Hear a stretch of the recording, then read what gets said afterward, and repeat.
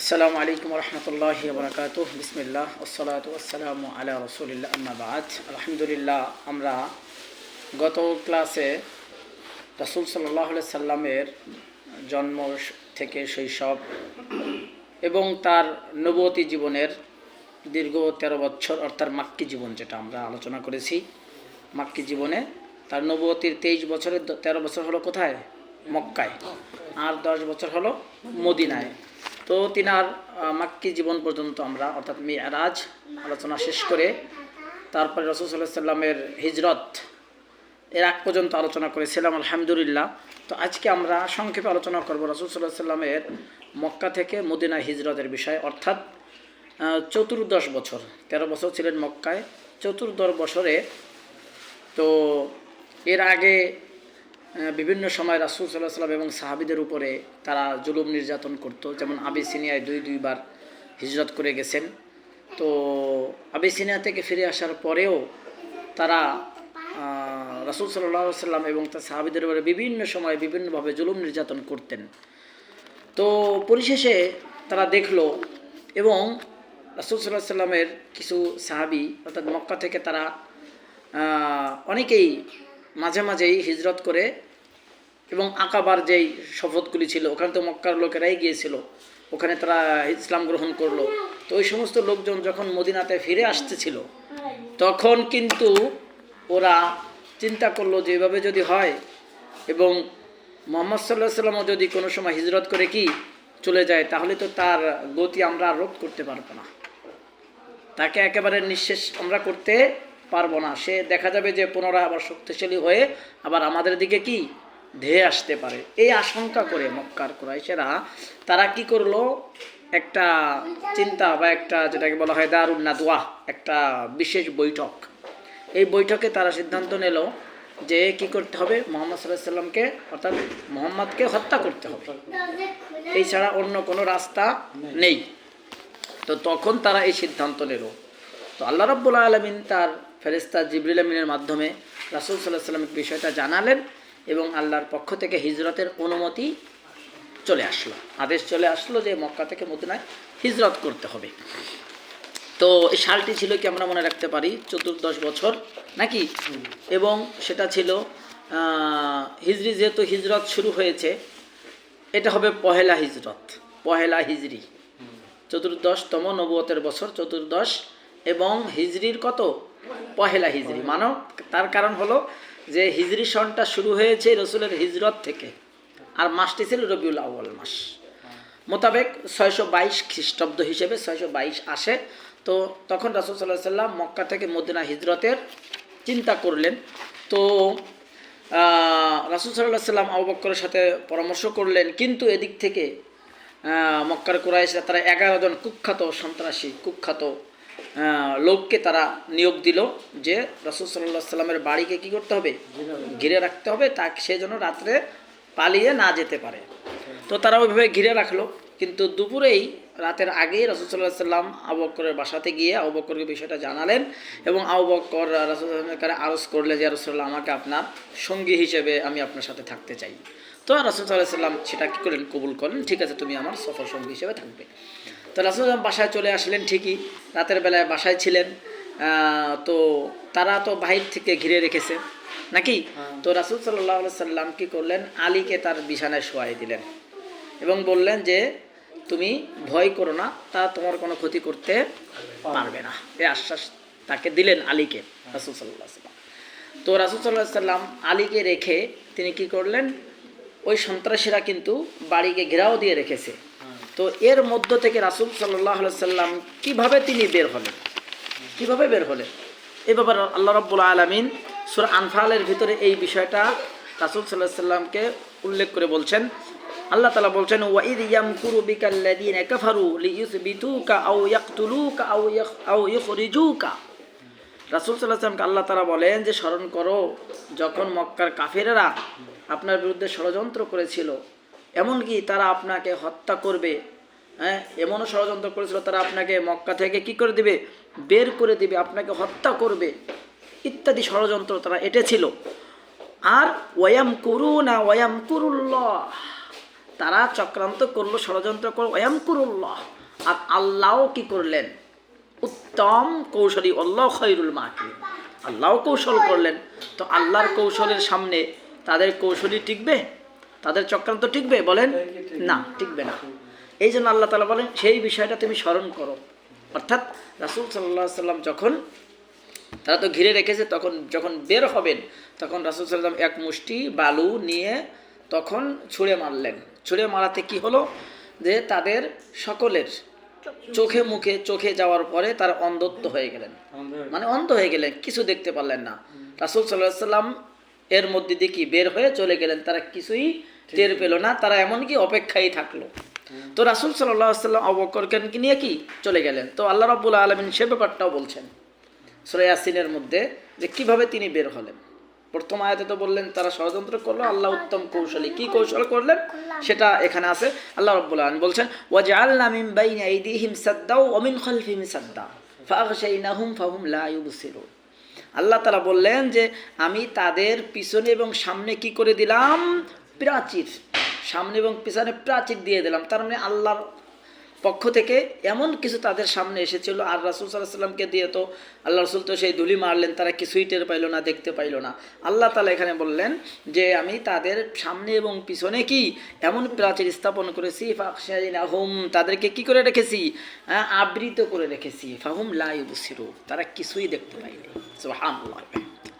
তো রাসূল সাল্লাল্লাহু আলাইহি ওয়াসাল্লাম এভাবে কি আবু বকরকে নিয়ে বের হয়ে চলে গেলেন। তো সরাসরি তিনি মদিনার পথে যাননি, নিকটবর্তী একটি পাহাড়, যেটাকে বলা হয় গারে সাওর, সেই পাহাড়ে রাসূল সাল্লাল্লাহু আলাইহি ওয়াসাল্লাম আবু বকরকে নিয়ে 3 দিন থাকলেন। কয়দিন? 3 দিন থাকলেন। যখন তাদের খোঁজাখুঁজি একটু কমে যাবে, তখন তো গরম গরম অবস্থা, এই জন্য রাসূল সাল্লাম সাথে সাথে রাস্তায় বের হন নেই।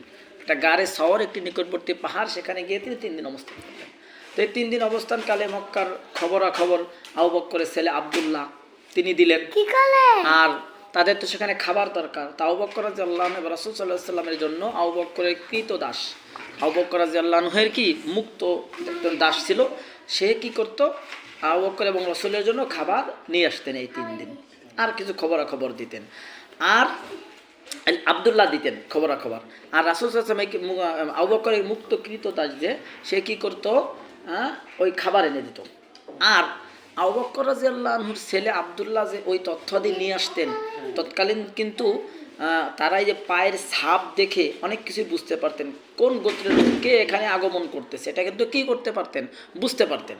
তো সে অনুযায়ী এটা যাতে তারা না বুঝতে পারে, এই জন্য ওই যে মুক্ত দাস আবু বকরের, সে ওখান দিয়ে ওই পাহাড়ের তলদেশ দিয়ে কী করতেন, ছাগল চড়াইতেন, যাতে ওই পায়ের ছাপটা কি না বোঝা যাইত।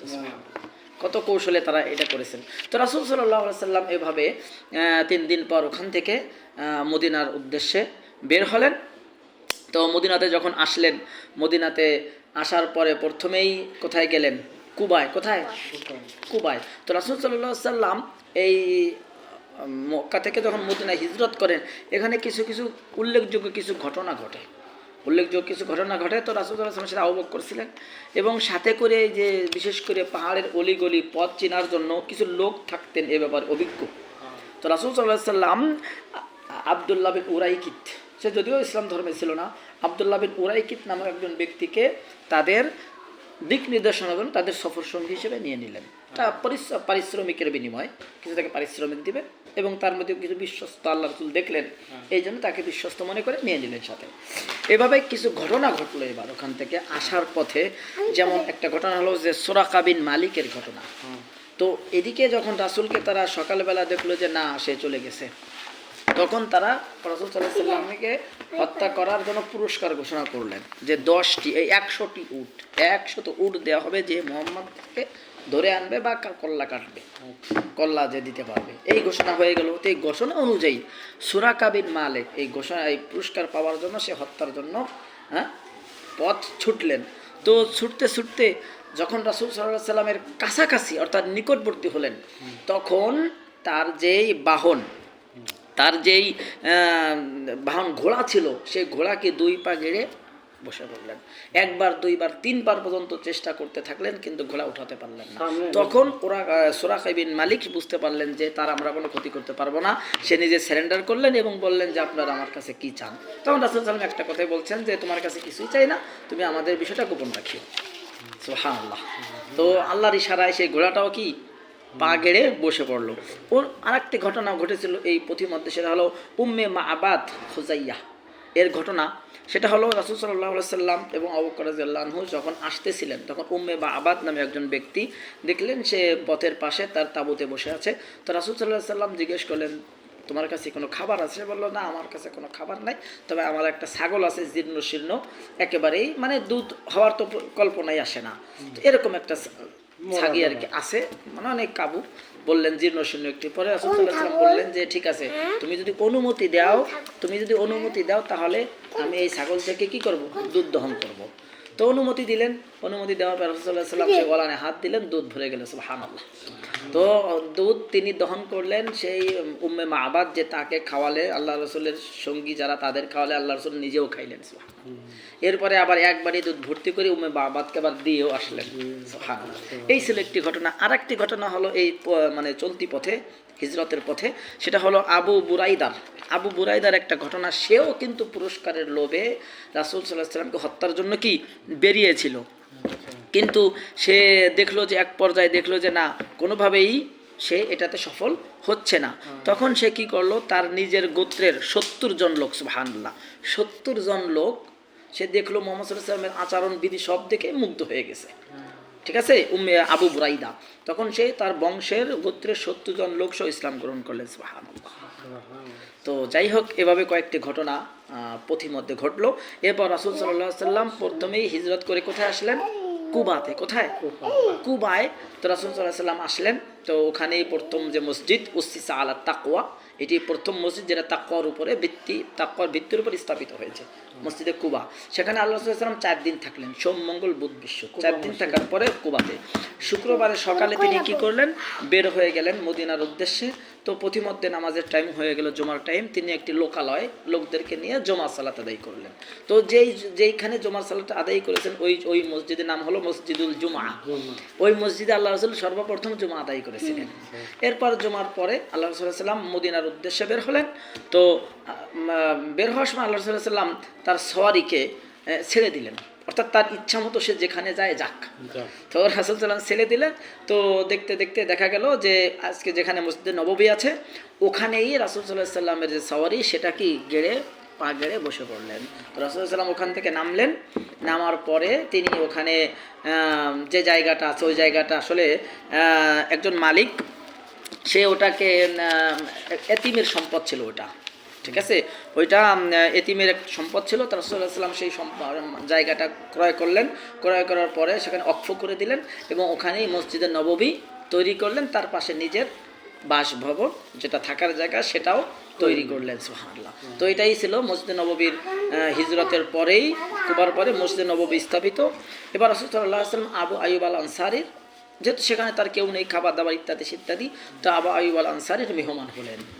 এই ছিল আমাদের আজকের সংক্ষিপ্ত হিজরতের পর্ব। এরপর ইনশাআল্লাহ মদিনায় হিজরতের পরে পরবর্তী কাজ কি ছিল, তার কর্মকাণ্ড, সেটা ইনশাআল্লাহ পরবর্তী ক্লাসে আলোচনা করব। জাযাকুমুল্লাহু খায়র, বারাকাল্লাহু ফীকুম। আসসালামু আলাইকুম ওয়া রাহমাতুল্লাহ।